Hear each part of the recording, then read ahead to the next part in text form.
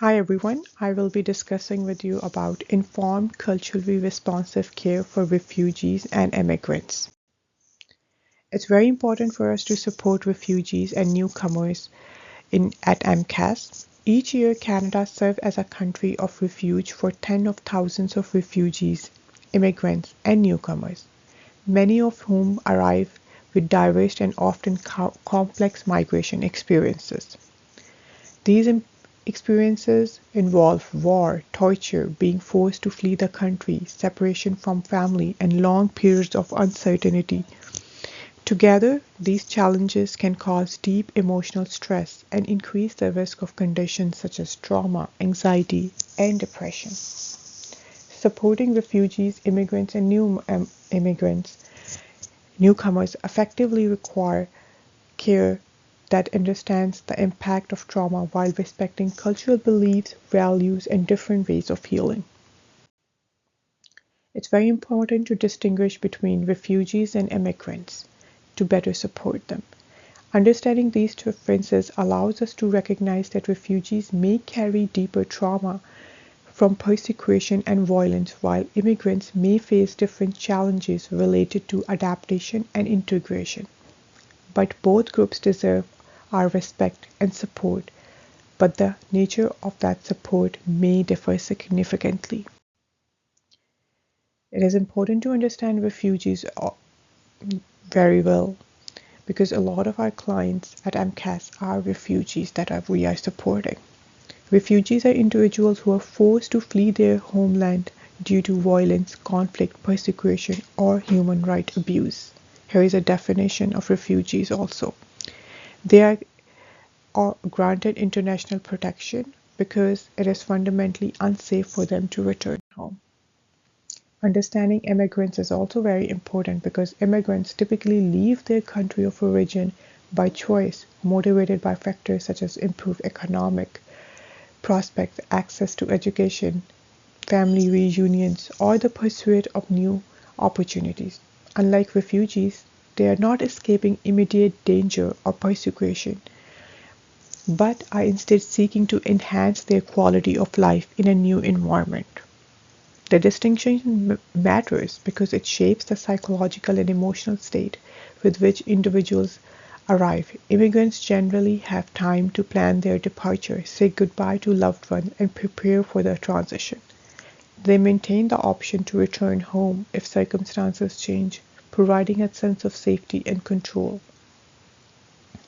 By recognizing these differences, MCAS staff can interact with refugees and immigrant families in a manner that reflects understanding, adjusting support to the specific experiences of these families have gone. Each person brings both personal and shared histories with them, which can significantly impact how their healing and integration process. Our approach at MCAS must honor these distinct journeys. This slide shows the common traumatic experience which are faced by refugees and their impact on mental health. One of them is war and violence. These are the hardship refugees have gone through, losing a loved one, risky escape and migration, being uprooted from home and culture. If you want to read, you can read a little bit more about all of this in this slide. A lot of refugees who come from a different country are going through PTSD when they arrive in Canada. What is PTSD? PTSD is a mental health condition triggered by experiences of witnessing or terrifying event. It's a natural response to trauma that becomes problematic when symptoms persist and interfere with daily functioning. Some of the symptoms of PTSD are shown on this slide. Intrusion, when you're having memories or flashback. Avoidance, when you are avoiding thoughts or feelings about the trauma. You try to avoid the places, people, activities that serve as reminders. Emotional numbness, negative changes, distorted beliefs about oneself or others, persistent negative emotions, loss of interest in activities, hyperarousal, when you are being easily agitated or frightened, difficulty sleeping or concentrating. Trauma and PTSD in refugees. Because of cumulative stressful and traumatic event, many refugees are at significantly higher risk of developing PTSD. Research constantly shows PTSD rates in refugees population higher than general population, often ranging from 30 to 50% being more higher. PTSD symptoms in children are a little bit different than adults, and for children, PTSD symptoms may manifest differently than in adults, making them harder to recognize. So, a child may not have the language or emotional awareness to express what they're experiencing. So, their symptoms often emerge through behavior and physical complaints. Might complain of a pain. Common symptoms include aggressive behavior, social withdrawal, difficulty concentrating in school, regression to earlier developmental stages, separation anxiety, and physical complaints like headache or stomach ache without medical causes. So, children may also complain of difficulty sleeping, being very fearful. And what really helps with children is early identification and intervention are critical for preventing long-term mental health impacts in children. It's very important to educate refugee clients at MCAS about PTSD. So, because if we know about it and we let our clients know that they're going through PTSD, one of the main things it would do is normalize their experiences, provide culturally appropriate education, connect to resources, and we can also help to teach them coping strategies. MCAS response. Applying an intersectional lens is very important in MCAS care. Connecting to family and individuals to the right support is very important when a staff member is trying to help a family going through trauma. Emergency crisis intervention. Access to services. People who access MCAS services are affected by more than one form of discrimination at the same time. For example, we're going to share an example. A Muslim newcomer family may face racism, Islamophobia, language barriers, and financial stress all at once. These challenges are connected and make everyday tasks like finding housing or accessing services more difficult. Understanding the intersectional approach allows MCAS to better understand these realities and provide support that meet families where they are.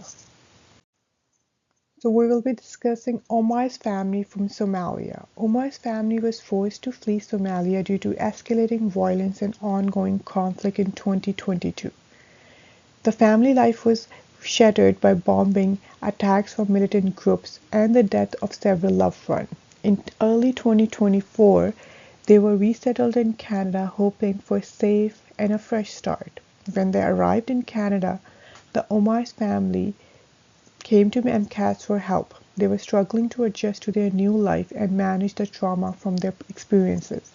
Amina is the mother, who often feels anxious, having trouble sleeping because of recurring nightmares about the violence she witnessed. She avoids anything that reminds her of Somalia, like newspaper reports or certain sounds.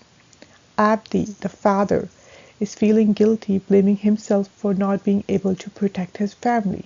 Khalid is a 17-year-old son. Khalid is withdrawn and struggling with anger. He's failing at school and feels disconnected from his family. He has trouble expressing his emotions and often has heated arguments with his father.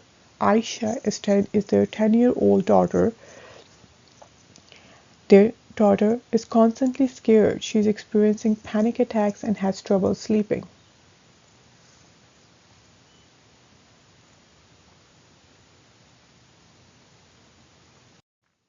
So MCAS utilized a holistic, trauma-informed approach to initiate the healing process for Omar's family.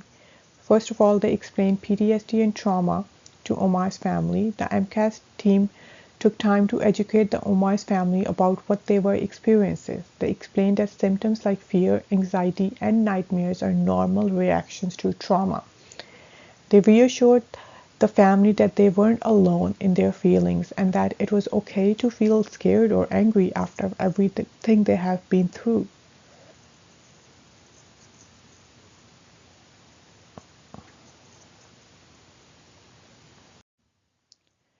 So MCAS work with Omar's family's compassionate and culturally sensitive support. MCAS staff provided the Omar's family with compassionate, culturally sensitive support to help them cope with trauma and adjust to life in a new country. Using simple languages, visual tools, and an interpreter, staff explained how trauma affects the mind and body. To promote healing, MCAS staff encouraged the family to set aside time at home for calm, supportive conversations. Couple therapy was offered to Amina and Abdi to improve communication and support their healing together, while family counseling helped family have strengthened understanding and connection among all family members. Child and youth mental health support also helped their children. Aisha, the MCAS staff placement student and volunteer, introduced art therapy to their daughter Aisha, breathing exercise, and connecting her with a trauma-focused therapist who used play therapy to help her express her emotions in a safe manner. Khalid, their son, was referred to a peer support group for refugees youth. He also received tutoring and emotional support to manage symptoms of depression and anger. Strengthening healing through cultural faith and community connection. It's very important to respect the culture and religious values of our clients. Through understanding that in Omar's family too, the MCAS staff connected them to a family to a local Somali mosque, referred them to Islamic counselors to support their healing through a faith-based approach, and their long-term mental health care and community connection. To ensure sustainable healing, the MCAS team referred to the family to specialized services for PTSD and anxiety, conducted regular follow-ups, provided information on local community support groups to help them remain connected and support over time. So these were some of the things that were. The Omar's family shows the deep pain refugees can carry after escaping violence and starting over in a new country. They face fear, trauma, and the challenges of building a new life in Canada. With the care and culturally sensitive support from MCAS, the family received help that respected their emotions, culture, spiritual, and cultural needs. Through therapy, community connections, and faith-based care, they began to heal and grow to get stronger as a family. What are some of the key takeaways? Some of the key takeaways are individuals that we are working at MCAS are carrying the weight of trauma. Refugees often carry trauma from both past and present experiences. Trauma looks different for everyone. Safety, trust, and kindness are the foundations of trauma-informed care. Culture, faith, language matters. Culture, faith, and language are important parts of the healing journey. The whole family's experiences. An intersectional approach helps us understand the whole family's experience. So the conclusion is that when we are supporting refugees and newcomer means you listen to them without judgment. You provide culturally respectful and trauma-informed care. Recognize their strength and resilience and faith, because seeing and celebrating the inner resources families bring with them is very important. Reducing barriers from discrimination, building safe and supportive environment for them. These are the references